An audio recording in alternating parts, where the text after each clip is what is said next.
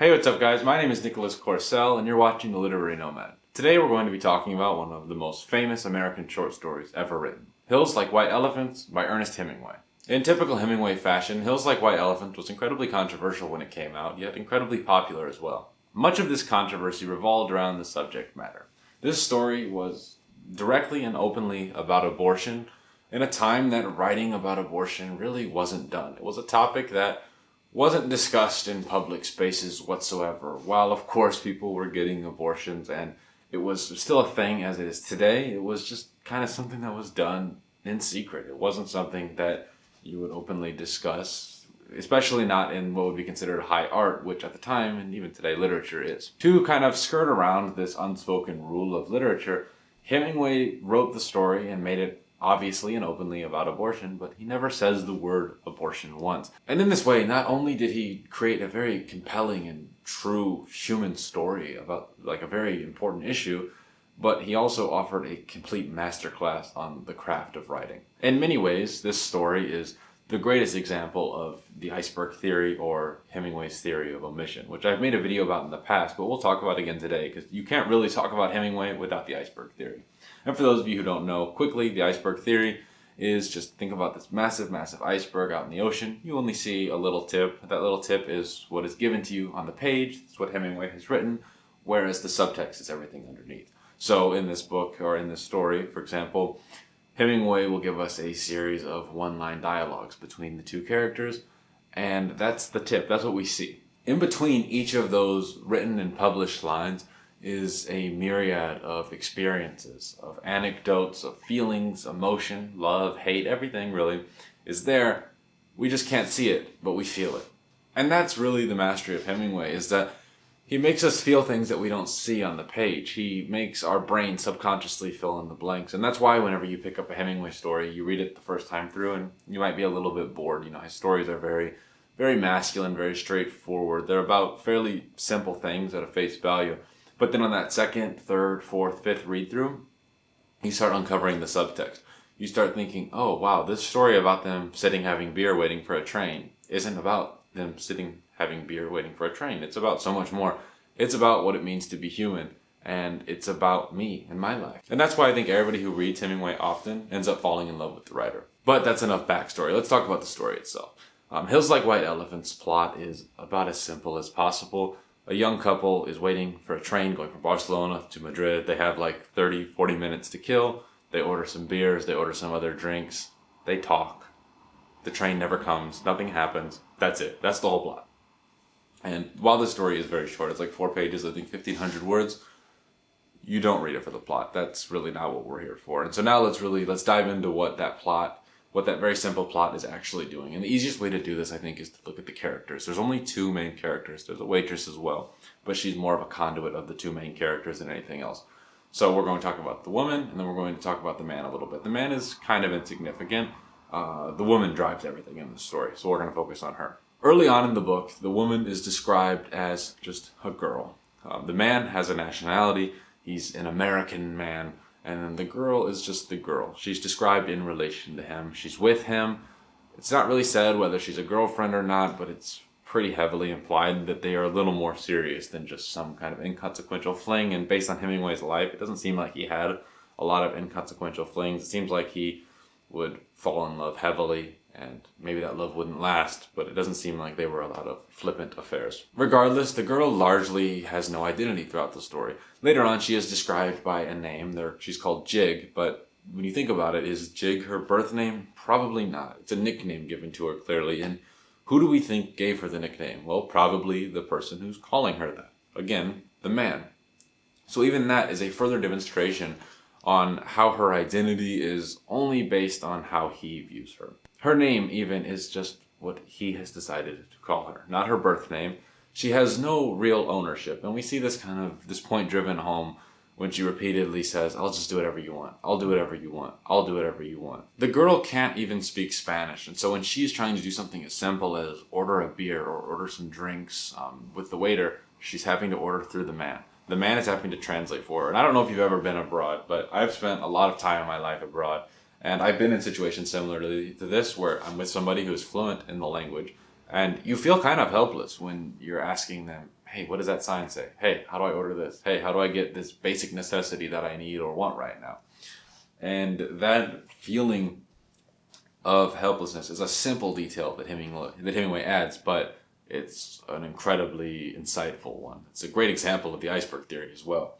But this idea that anything that she wants to do, she has to ask him for it. And now let's imagine that they've spent a while in Spain traveling around.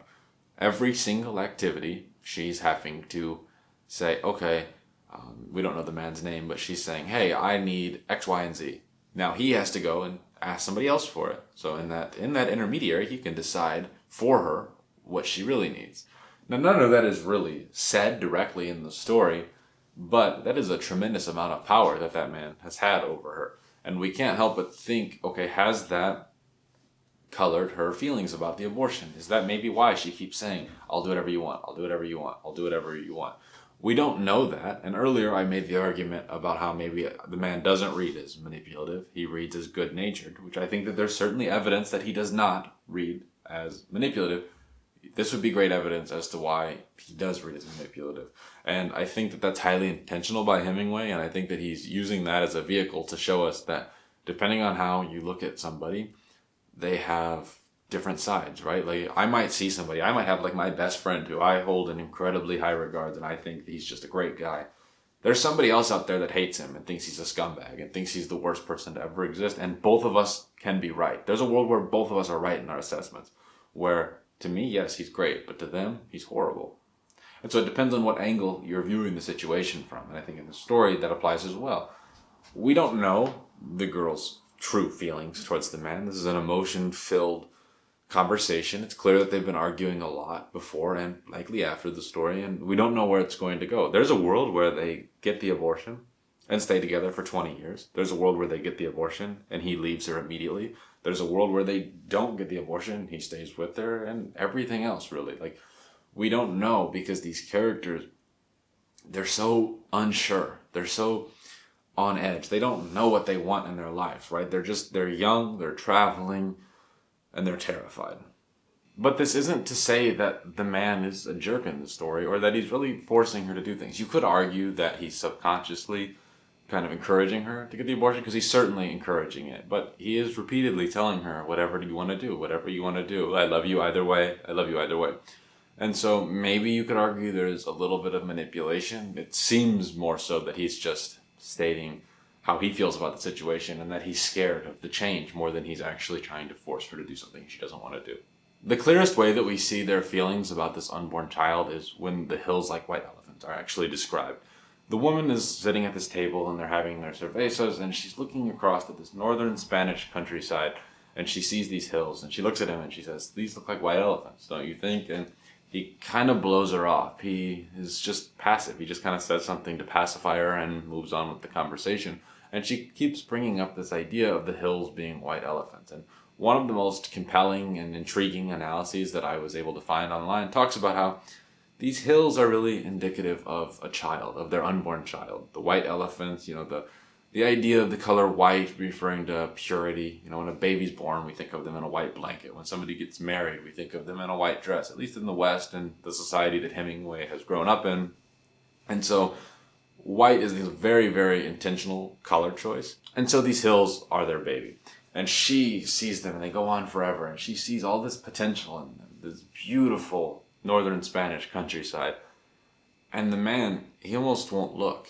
He doesn't want to look. He doesn't want to let his mind see that potential. He just is kind of brushing it off, brushing it off, brushing it off. The procedure's simple. The procedure is really simple. The procedure's simple, really. Things like this.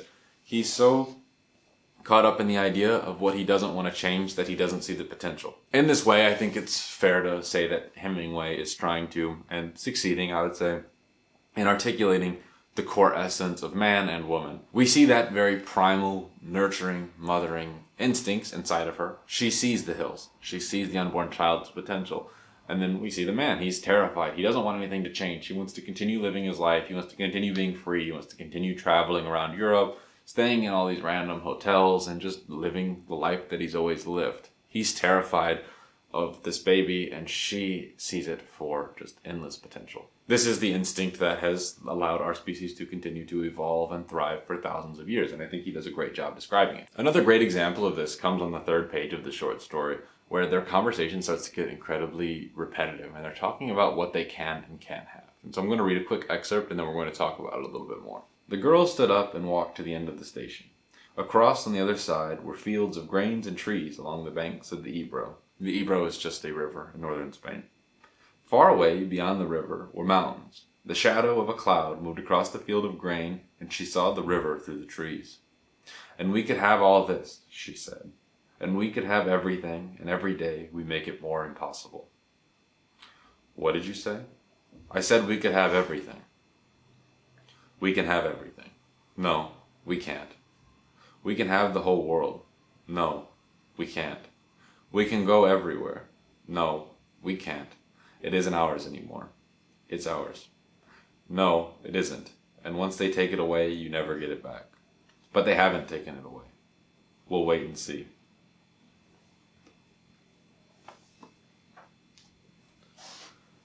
This conversation right here, or this section of that conversation, is some of the greatest writing that I've ever had the pleasure of reading in my life. Hemingway, in a stroke of pure mastery, takes all dialogue tags out of it. It almost reads like a McCarthyian piece, and I know that Cormac McCarthy was not alive and writing during this time period. But as he takes these dialogue tags out, we are, at least I, when I read it, you start to lose track of who's talking. And so what this does is it takes the sides out of the argument. You know, like at the beginning of the story, we start to think, okay, the girl is side A, she wants the baby. The man is side B, he doesn't want the baby. And these poles are very distinct, right? But in this, by removing the dialogue tags, as the dialogue goes on and gets more and more convoluted, these points A and B start to get convoluted. And by the end of it, you don't know who's saying what. You don't know who is saying, oh, our life is endless potential. Look at these hills. The hills are our baby. All this countryside. The whole world is the potential of our baby. We can have all of this. We can be together and we can have this kid. No, we can't. If we have the baby, our life is over. And so we just start to see all of these layers. We see the gray area between points A and point B. In many ways, this part of the conversation takes the image from black and white to color. In a few words, in a few simple words, we get to see all of this texture, all of this depth, and then you can sit there and you can think and talk and debate for years. And I mean, this story was published, 80 years ago? And we're still talking about it today. And it's still describing the human experience that I'm living today in 2024. And I'm living in a world that Hemingway, not in his wildest dreams, could have imagined, yet it's still applicable. And that's why it's such powerful writing and why I think everybody needs to read the story. And really, the core takeaway from this conversation is that no matter what they do, no matter what happens, their lives won't be the same. And that's one of the most compelling points of the story, is that I'm able to relate to it as a young man who has never went through anything even remotely similar to this. I've never went through internal debate, or I guess external debate, about an abortion. It's fortunately something that I haven't had to do in my life. Nevertheless, I'm still able to pull from these conversations, because we've all had conversations like this, where we're scared of one outcome, or we're scared of change, or we don't know. We don't know the answer. Where we're faced with a choice, and both answers have pros and cons. You know, do you move across the country? Do I take that new job? Do I move in with that girl? Do I do anything, really? You know, throughout our lives are really nothing more than a series of interconnected decisions like this.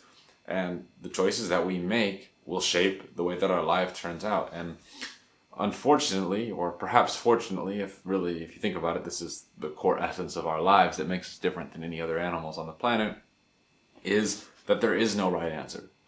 So like, they could choose to have the abortion, so they have no baby, but they're not going back to how their life used to be. They're not going back to traveling around Europe. They're not going back to traveling around Europe carefree. It's just not going to happen, because they will have that weight of the abortion, and they're different. They're different people. Additionally, they could choose to have the baby, and again, their life is going to change. I mean, of course, that one's a little more obvious because they'll have a baby, so of course their life will change. But no matter what decision you make, that is the decision. And by that, I mean, it's really like you're damned if you do and damned if you don't. That's really the essence of life. And while that's a bit of a nihilistic way to phrase it, I think that this could easily be viewed optimistically. No matter what decision we do, that is the life that becomes of us. If you enjoyed this video, don't forget to like, comment, and subscribe. If you'd like to see some of my written work, be sure to check out my Substack. There's a link in the description box down below. Over there on my Substack, I write long-form essays about what I'm doing in my life, traveling full-time as an expat American writer. I post essays about what I'm reading, films I'm watching, really everything in between. Later this week, I'm going to be publishing a longer-form essay with some of my thoughts on this short story that if you liked this video, I'm sure you'll enjoy. Either way, my name is Nicholas Corcel, and I'll see you in the next one.